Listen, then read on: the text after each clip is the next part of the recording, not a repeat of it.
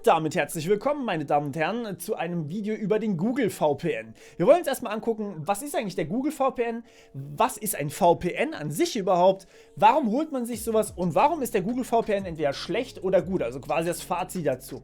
Lasst uns anfangen mit dem, was ist eigentlich Google VPN?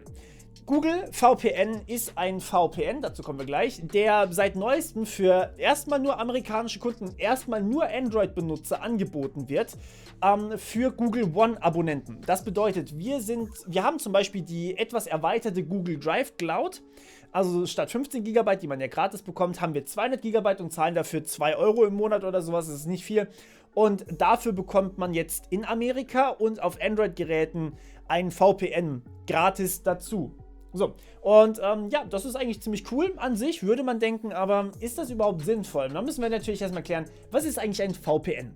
Ein VPN, das steht für Virtual Private Network, das ist quasi ein Netzwerk, was gebaut wird von anderen für euch sozusagen. Also ihr könnt euch das vorstellen wie ein Zusammenschluss von mehreren Computern in einem Netzwerk und das ist eigentlich ein VPN. Ursprünglich war das so gedacht, dass ich hier bei mir zum Beispiel ein VPN-Netzwerk aufmachen kann und jemand anders kann quasi in dieses VPN-Netzwerk reintunneln, ja, so nennt sich das. Das heißt, er ist quasi Teil meines lokalen Netzwerks hier. Also wenn mein Laptop und mein PC hier drin stehen und jemand anders tunnelt von außen in dieses VPN-Netzwerk rein, dann wird er halt auch Teil von meinem lokalen Netzwerk. Und das ist ziemlich cool, weil so kann ich tatsächlich mit anderen Leuten LAN-Spiele spielen. Wer erinnert sich noch an LAN-Partys? Schreibt mir das gerne mal in die Kommentare unten. Das war nämlich so für mich mega das Highlight früher. Problem ist natürlich, wenn ich jemanden irgendwie Zugriff auf mein Netzwerk erlaube, dann ist das halt schon ein Security-Problem. Aber da hat sich dann der VPN ein bisschen weiterentwickelt. Das war ursprünglich der Gedanke dahinter. Mittlerweile benutzt man es eigentlich selten so. Man sieht die anderen Rechner in diesem Netzwerk nämlich gar nicht mehr. Das heißt, es ist wie ein Netzwerk, in das man rein kann und von dort geht es dann halt weiter, irgendwo anders hin. Also es hat sich ein bisschen gewandelt in der letzten Zeit. Mittlerweile benutzen es die meisten Leute, wenn sie anonym im Netz sein wollen eigentlich. Das heißt, was passiert, wenn ich jetzt einen VPN benutze, ist folgendes. Ich gehe nicht direkt auf eine Webseite, also sagen wir einfach mal auf pornhub.com, ja, und greife mir dort quasi meinen Traffic her, sondern ich gehe zuerst zu meinem VPN-Betreiber und von dort auf pornhub.com. Und was das zur Folge hat, ist relativ gut eigentlich für mich, wenn ich mich ein bisschen, naja, privater im Internet zeigen möchte. Das ist ja etwas, was man vielleicht nicht unbedingt allen mitteilen möchte, was man da anguckt. Denn ja, mein Internetprovider, also mein ISP, in meinem Fall Vodafone bzw. Unity Media, Kabel BW, wie ihr es nennen wollt, oder Telekom 1&1, die Leute, die euch quasi Internet anbieten, die bekommen natürlich alle Pakete mit. Also ein Paket geht erstmal vom Rechner zu eurem Internetbetreiber, zu der Webseite, die man da eigentlich haben möchte. Und der Internetbetreiber kann natürlich mitlesen, wer eigentlich dahinter steckt. Also wenn ich jetzt sage, ich möchte pornhub.com aufrufen, dann weiß mein Internetprovider das, weil er sieht die IP-Adresse als Zielpaket sozusagen. Das heißt, ich gebe an, ey, ich will dahin. Und ja, mein Internetprovider weiß dann, aha, der guckt also, der kleine Schlingel da. So, und das möchte ich jetzt natürlich ein bisschen vermeiden. Das sind sogenannte Metadaten. Der Traffic an sich zu Pornhub wäre verschlüsselt. Das heißt, wenn ich mein Passwort eingebe, kann mein Internetprovider das nicht mitlesen. Aber auf der anderen Seite will ich auch nicht unbedingt, dass irgendwelche Mitarbeiter wissen, dass ich gerade auf so einer Website unterwegs war. Na, ihr versteht, was ich meine. So, und deswegen gibt es VPNs. VPNs erlauben mir, dass ich eigentlich meinem Internetprovider nur sage, hey, ich möchte gerade zu Google. Also wenn ich jetzt den Google One VPN hätte, hey, ich will zu Google One VPN.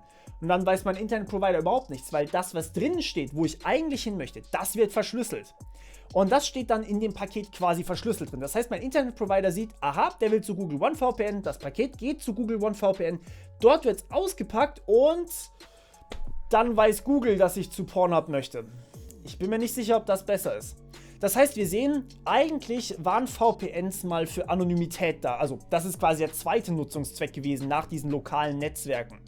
Das heißt, ich benutze das normalerweise, wenn ich nicht möchte, dass jemand weiß, auf was für Webseiten ich eigentlich unterwegs bin. Das ist bei Google jetzt natürlich nicht unbedingt so viel besser, ne? Also ich meine, Google hat schon so oder so mehr als genug Informationen über euch.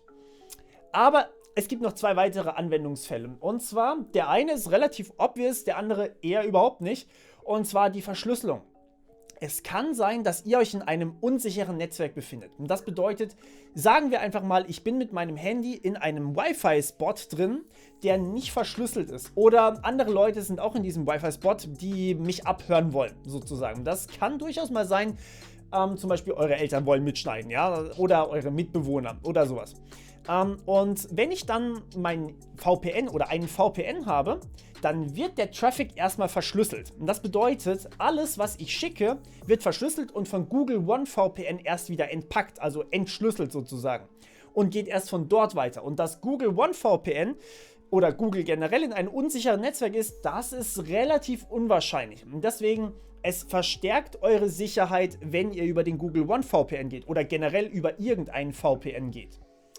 Außerdem, und das ist jetzt speziell ein Vorteil, den Google vorweisen kann, Google hat ein weltweit riesiges Netzwerk. Die haben überall irgendwelche Serverstandorte, was ja logisch ist. Ich meine, die haben so hohe Lasten und dementsprechend haben die möglichst niedrige Latenzen natürlich auch, weil sie überall einen Server haben. Das heißt, es kann sein, dass der nächste Server zu euch einfach quasi 5 Kilometer von euch entfernt ist. Und der Server ist im Normalfall direkt an den VPN von Google angebunden. Und die haben dort was, das will ich jetzt hier nicht weiter erklären, das ist quasi ein Netzwerk, das durch Software definiert wird, also quasi durch Programme definiert wird und optimiert wird. Und dort ist KI im Einsatz und alles drum und dran. Und diese Netzwerke sind sehr viel schneller, als wenn man jetzt einfach sagt, man nimmt reguläres Routing, also das, was quasi das Internet von sich aus macht. Das bedeutet, es kann durchaus sein, dass der Google One VPN eure Internetgeschwindigkeit, eure Latenzen verbessert, anstatt sie zu verschlechtern. Wenn ich jetzt mir einen normalen VPN suche, der irgendwo in China oder sowas steht, dann wird meine Latenz normalerweise schlechter, weil ich von hier erstmal mein Paket nach China routen muss. Und von China muss mein Paket dann wieder dorthin, wo ich es eigentlich haben möchte. Also zum Beispiel bei Pornhub, ja.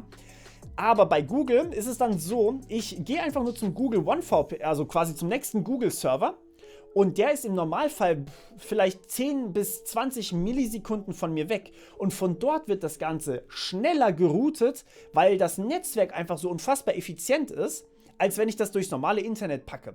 Also teilweise. Es muss nicht überall sein, aber teilweise ist das tatsächlich so. Und die forschen da natürlich auch extrem dran. Die haben ein weltweit so gutes Netzwerk, dass das wirklich tatsächlich Realität ist. Und deswegen kann es sein, dass dann die Latenz zu einer Webseite, also zum Beispiel zu Pornhub, deutlich geringer ist. Also von mir aus statt 50 Millisekunden nur noch plötzlich 30 Millisekunden. Das kann gerade beim Online-Gaming sogar ganz gut sein. So, und ja, jetzt muss man sich natürlich die Frage stellen, Google One VPN, ja oder nein? Ist das was Gutes oder ist das was nicht so Gutes? Und hier kommt es natürlich jetzt stark auf euren Nutzen drauf an. Wenn ihr nicht wollt, dass Google all eure Informationen hat, dann solltet ihr absolut wegbleiben von Google One VPN oder generell VPNs, die nicht zu 100% eure Anonymität schätzen. Denn ich bin mir sicher, dass Google, naja, sagen wir mal, die Daten auswertet, okay? Also wohin gehen wie viele Leute? Wenn ihr jetzt allerdings sagt, hey, ich will unbedingt mehr Geschwindigkeit beim Zocken haben vielleicht, ich will eine niedrigere Latenz haben, weil ich gerade League of Legends spiele und ich bin in meinen Promos zu Challenger oder sowas und ich brauche jede Millisekunde, dann probiert mal aus, ob Google One VPN vielleicht da sogar einen kleinen Vorteil bietet. Security-technisch ist das Ganze eigentlich auch ganz gut. Wie gesagt, datenschutztechnisch absolut eine Katastrophe meiner Meinung nach. Das heißt, überlegt euch gut, wann ihr das Ding anmacht und wann ihr es vielleicht eher ausmacht. Und hier kommen wir vielleicht auch noch ganz kurz auf andere, kleinere VPN-Betreiber zum Sprechen. Denn, naja, normale VPN-Betreiber machen das genauso. Ja? Also die haben kein weltweites Netzwerk, deswegen ist da eure Geschwindigkeit im Normalfall schlechter. Euer Ping ist schlechter im normalen VPN, aber ihr habt natürlich trotzdem den Vorteil, dass euer Internetprovider nicht mitlesen kann, wohin ihr eigentlich gerade telefoniert. Also diese Metadaten, die fehlen dem Internetprovider. Und je nachdem, wo der VPN-Betreiber seinen Serverstandort hat, ist natürlich auch ein bisschen davon abhängig, ob eine gewisse Autorität, wie zum Beispiel Strafverfolgungsbehörden oder sowas, dann dort anfragen können. Bei Google, die Verfolgungsbehörden haben da quasi schon eine Flatrate. Die können quasi sofort die Daten von dem Server abgreifen und da habt ihr überhaupt keine Security-Vorteile. Das ist auch bei eurem ISP so, also bei Unity Media, Vodafone etc. Da kann jeder sofort anfragen, hey, ich will die Daten von dem da haben und ihr seid überhaupt nicht anonym. Aber wenn ihr zum Beispiel einen VPN-Betreiber habt, der nicht an einem Überwachungsland sozusagen ist, dann kann euch das Ganze natürlich Vorteile bringen. Also nochmal zurückzukommen zu Google One VPN. Das Ding ist gut, aber vielleicht nicht für den Zweck, wo man normalerweise VPNs einsetzt. Das heißt, überlegt euch genau, ob ihr sowas wollt oder ob ihr es nicht wollt. Und ja, jetzt habt ihr die Infos. Viel Spaß damit.